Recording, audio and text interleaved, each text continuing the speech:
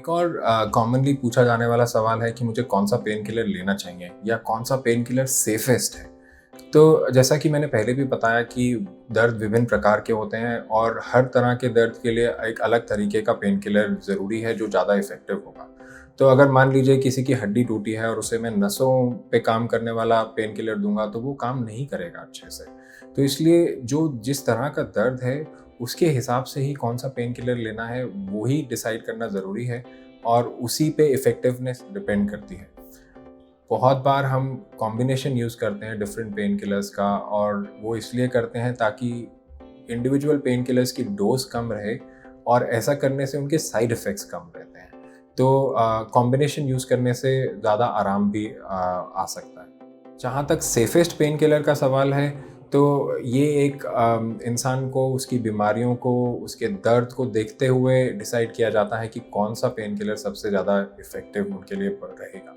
अगर हम जनरल बात करें तो पैरासिटामोल जिसे हम बाहर के देशों में टाइलेनॉल भी कहते हैं, वो एक काफ़ी सेफ़ पेन किलर माना गया है, इसीलिए इसको बिना प्रिस्क्रिप्शन के ओवर द काउंटर भी बेचा जाता है। अगर आपको लिवर की परेशानी है तो इसमें थोड़ा-सा मेडिकल एडवाइस लेना ज़रूरी है, बट ज़्यादातर लोगों के लिए एक सेफ़ पेन किलर है, इसीलिए बच्चों और प्रेग्नेंट लेडीज़ में भी इसको काफ़ी इस्तेमाल किया जाता है। उसके अलावा जो लोकल जेल्स आते हैं, एंटी इन्फ्लेमेटरी जेल्स या लोकल जेल्स, बाम टाइप जो हम स्किन पे या जहाँ पे प्रॉब्लम है वहाँ लगाते हैं, अगर आपको उनसे एलर्जी नहीं है तो उनको भी एक सेफ पेन किलर माना जाता है क्योंकि वो शरीर में एब्जॉर्ब नहीं होते हैं ज़्यादा, इसकी वजह से उनके साइड इफ़ेक्ट्स ज़्यादा नहीं आते हैं। बाकी अगर आपका दर्द ज़्यादा है या लंबे समय तक रह रहा है तो ज़रूरी है कि आप एक स्पेशलिस्ट की राय लेकर के ही अपने पेन किलर्स डिसाइड करें और शुरू करें। एक और अहम सवाल है कि हम पेन किलर्स को सेफली कैसे इस्तेमाल करें। सबसे पहली चीज़, जब ये प्रिस्क्राइब किए जा रहे हों तो अपने डॉक्टर को अपनी सारी बीमारियों और दवाइयों के बारे में ज़रूर बताएं। इनको शुरू करने से पहले इनके लेबल, प्रिकॉशंस, इनके साइड इफ़ेक्ट्स उनके बारे में ज़रूर पढ़ें। जो आपके डॉक्टर ने जैसा लिखा है वैसे ही दवाइयाँ लीजिए प्लीज़।